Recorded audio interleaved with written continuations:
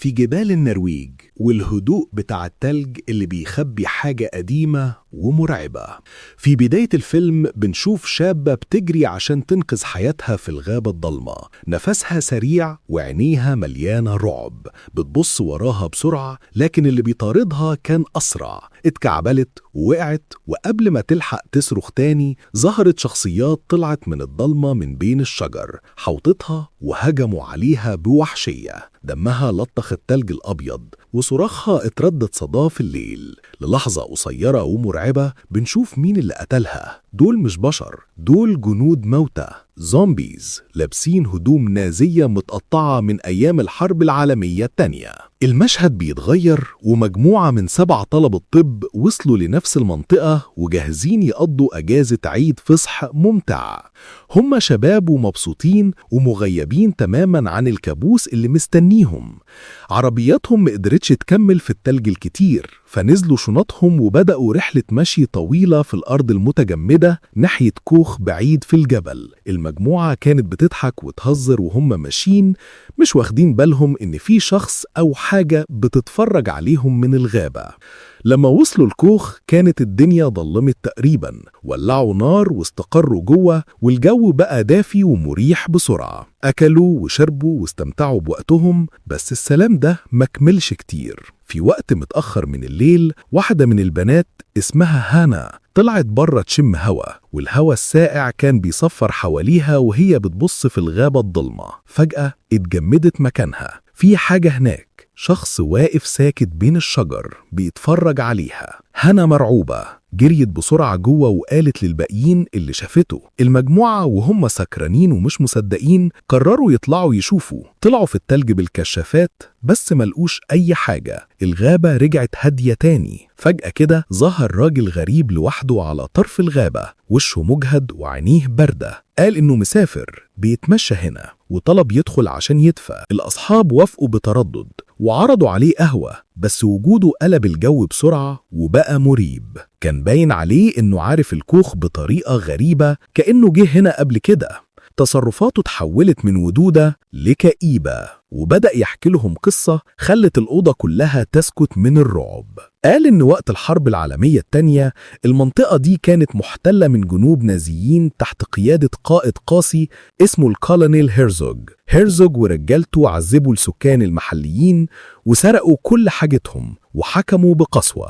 لما ألمانيا بدأت تخسر الحرب هيرزوج وجنوده قرروا يهربوا، بس مش قبل ما يسرقوا أي حاجة ليها قيمة من الناس. ملوا صندوق بالذهب والفضة وكنوز مسروقة وخططوا يهربوا بيها من خلال الجبال. لكن الناس كانت تعبت بما فيه الكفاية. الغضب خلاهم ينتفضوا ويقاوموا، وقتلوا كتير من الجنود في ثورة وحشية. النازيين اللي فضلوا عايشين ومن ضمنهم هيرزوج نفسه هربوا في البرية المتجمدة وخدوا الكنز معاهم. محدش شافهم تاني بعدها أبدا. بس السكان المحليين بيقولوا إن أرواحهم ما سابتش المكان، لسه بيحرسوا اللي سرقوه، ولو أي حد حاول يزعجهم الموت هيكون مصيره. الطلبة بصوا لبعض بقلق، مش عارفين هو بيتكلم بجد ولا بيهزر. روي اللي صوته عالي في المجموعة بدأ يتريق عليه وبيقول إن دي حدوتة عبيطة عشان تخوف السياح. نظرة الراجل الغريب اتحولت لجمدان زي التلج. في لمح البصر مسك روي من رقبته وبص في عينيه بغضب. صوته كان بيرتعش وهو بيقول: لما تموت وبتصرخ في التلج ده هتفتكر التحذير ده. الكل اتجمد مكانه، التوتر كان خانق. وبعدها بنفس السرعة اللي بدأ بيها الراجل ساب روي، خطف الجاكيت بتاعه وخرج بسرعة من الكوخ في الضلمة. المجموعة قعدت في صمت مصدومين وحاولوا يضحكوا عشان يبينوا انهم مش خايفين، بس جواهم كلهم كانوا حاسين بالرعب. بره في الليل المتجمد الراجل الغريب كان ماشي في التلج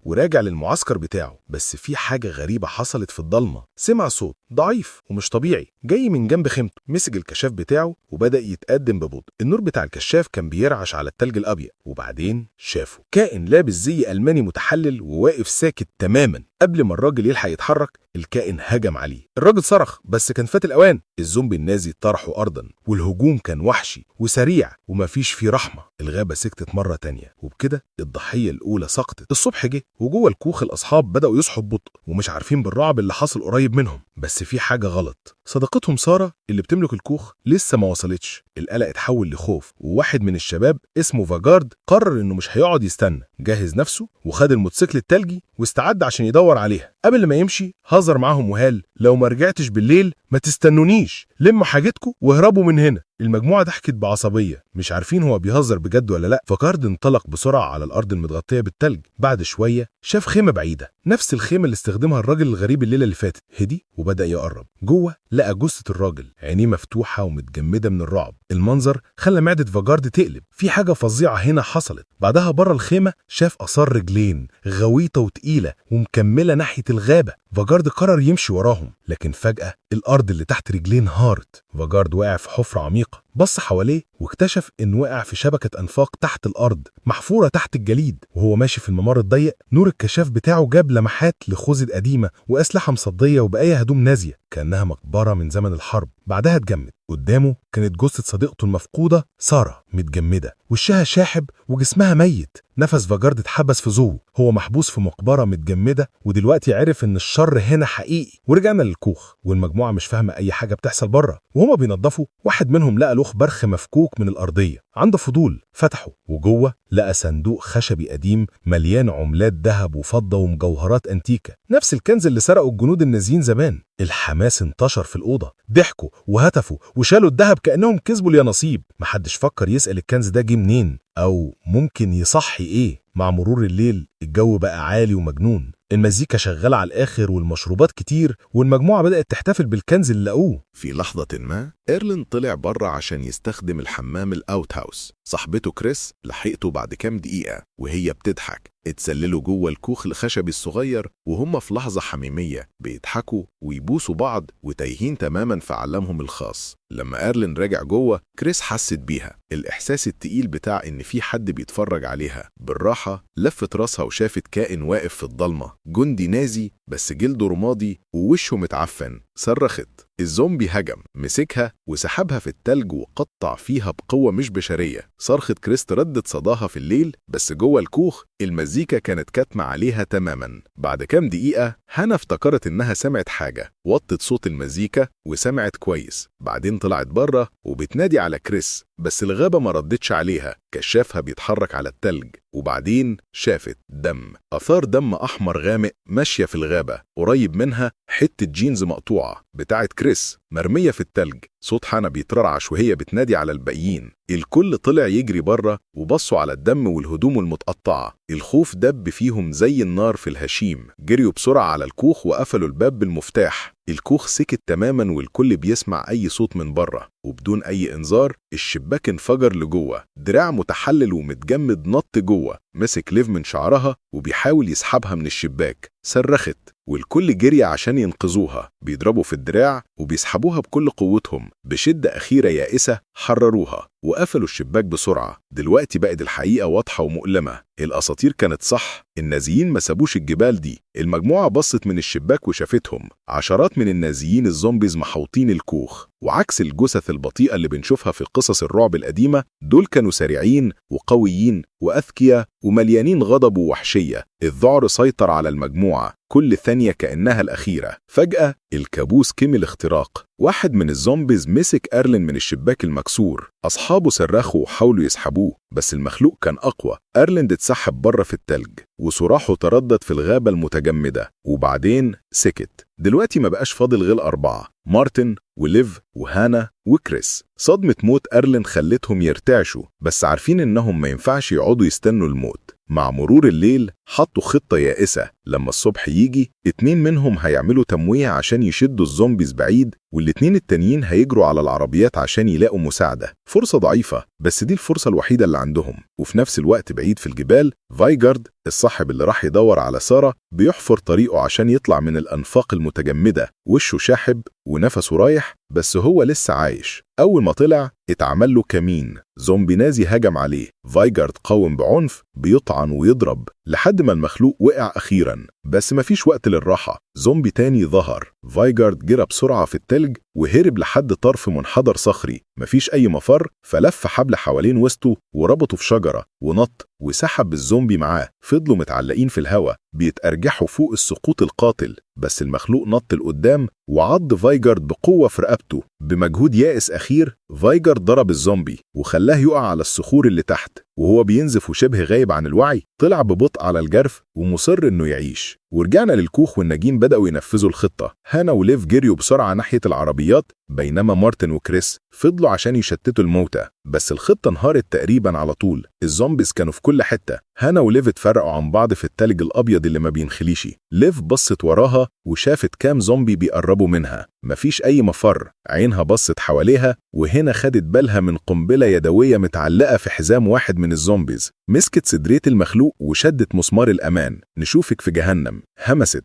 الانفجار ضيع الصمت وغطى هي والزومبيز في انفجار نار. مش بعيد الانفجار لفت انتباه الكولونيل هيرزوج، القائد الزومبي نفسه. وشه اللي بقى هيكل عظمي بص ناحية الدخان، وعينيه الباردة والميتة مليانة غضب. قائد الكتيبة المفقودة لهتلر جاي ياخد اللي بتاعه. في مكان تاني، هانا بتجري بين الشجر، بتتكعبل في التلج. وراها واحد من الجنود الموتى بيجري وراها. وصلت لطرف جرف ومفيش مكان تاني تروح فيه. الزومبي هجم، وفي حركة يائسة هانا نطت وقعت في التلج الغويط اللي تحت. جسمها غاص في المسحوق المتجمد. للحظة كل حاجة سكتت. بعدين فاقت وهي مدفونة بتصارع عشان تتنفس. الذعر ملا رئتها وهي بتكتشف إنها مش لوحدها. الزومبي اللي كان بيطاردها كمان وقع ومحاصر جنبها، بيتقلب عشان يتحرر. هانا حفرت طريقها لفوق وطلعت من التلج بسرعة في اللحظة اللي إيد المخلوق كانت بتوصل لها. مسكت صخرة وكسرت بيها جمجمته لحد ما بطل يتحرك. في نفس الوقت فاجرد وصل للعربية أخيرا. رغم كل الصعاب قدر يوصل، بس بدل ما يهرب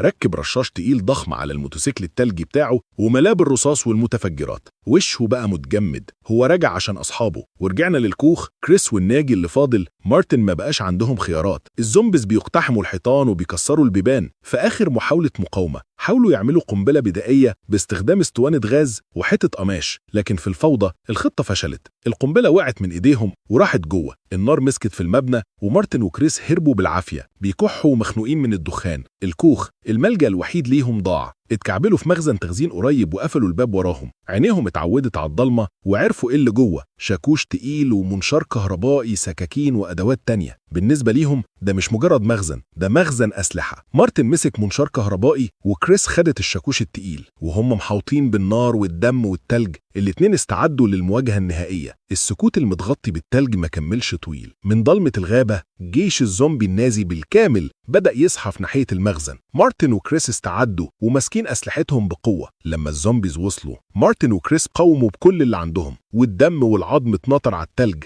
عشرات الزومبيز وقعوا. في اللحظة اللي بان فيها إنهم هيتغلبوا صوت محرك عالي قطع الفوضى. موتوسيكل تلج دخل المشهد. ده فاجرد راكب على قدام رشاش تقيل ضخم وبيضرب نار من غير ما يتوقف في الحشد، وبيوقع صفوف من الزومبيز النازيين في عاصفة من الرصاص. للحظة الأمل رجع. الأصحاب الثلاثة بيقاتلوا جنب بعض ضد الموجة الميتة، بس الانتصار ما كملش. الزومبيز حاوطوا الموتوسيكل التلج بتاع فاجرد وسحبوه من مكانه. صرخ وضرب نار بعنف، بس كانوا كتير قوي. قطعوه بايديهم ومارتن وكريس بيتفرجوا بعجز. في نفس اللحظة دي هانا اللي نجيت من سقوطها من على الجرف وصلت. شافت موت فاجرد الوحشي واتجمدت من الرعب، بس هي كمان اتعضت في رقبتها. هانا سقطت في التلج وماتت. موتها نزل على مارتن وكريس كأنه شاكوش. دلوقتي هم خسروا كل أصحابهم. الغضب حل محل الخوف. مارتن بيغير الذخيرة كذا مرة وبيفضل يضرب نار، لكن في وسط الفوضى واحد من الزومبيز اقتحم عليهم وعض مارتن في دراعه. اتكعبل لورا وهو بيبص برعب على الجرح. تحذير الراجل الغريب تردد في دماغه. عضة واحدة وكل حاجة بتنتهي. من غير تردد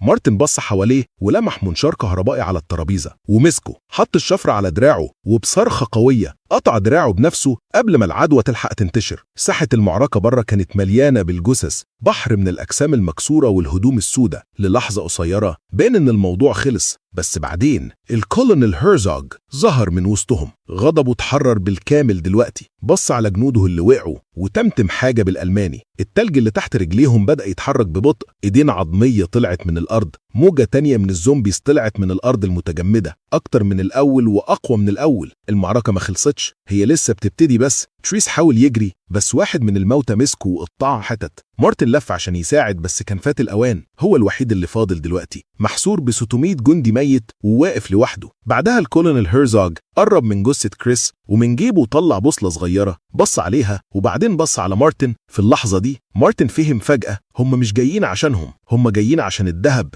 الكنز اللي إيرلاند لقاه، ونفس الذهب اللي أصحابه خدوه من مخبأ الجنود الموتى من غير ما يعرفوا. عشان كده الزومبيز رجعوا، هم هنا عشان يستردوا اللي اتسرق منهم. مارتن لف وجري تاني ناحية الأنقاض المحروقة بتاعة الكوخ، حافر في الرماد وهو بيكح وبيترعش. أخيراً لقى صندوق الذهب، نصه محروق بس لسه سليم. سحبه في التلج في نفس اللحظة اللي هيرزوغ وجيشه وصلوا وحوطوه في صمت وإيديه بترتعش. مارتن مد الصندوق للكولونيل. هيرزوغ شال الكنز والأول مرة هز راسه وبيقبل استرداد اللي كان بتاعه. بعدها من غير ولا كلمة لف ومشى وبيشاور لجيشه إنهم يتراجعوا. مارتن مش مصدق، رغم كل الصعاب هو لسه عايش. سحب روحه بالعافية ناحية العربية بينزف وتعبان ومكسور. دخل جوه وقفل الباب وخد نفس عميق. أخيراً كل حاجة خلصت، بس بعدها حاجة صغيرة ومعدنية وقعت من جيب الجاكيت بتاعه. عملة ذهب واحدة وقعت عند رجليه، العملة اللي هناه كانت سرقتها من بدري. مارتن بصلها بصدمة. بره ظل اتحرك. الكولونيل هيرزوغ ظهر فجأة قدام العربية، وشه واضح عليه الغضب. مارتن فهم فجأة، الكولونيل افتكر انه غشه. هيرزوغ زقر بغضب وضرب ايده في الشباك كسرها. مارتن صرخ والشاشة ضلمت. ودي كانت القصة الجامحة والمرعبة بتاعة داد سنو. الفيلم ده على IMDb قيمه 72,000 شخص ومتوسط تقييمه هو 6.3. أتمنى تكون استمتعت بالفيديو ده. ما تنساش تدوس لايك وتشترك في القناة. راجع قريب بقصة مرعبة تانية. لحد ما ده يحصل خلي بالك من نفسك.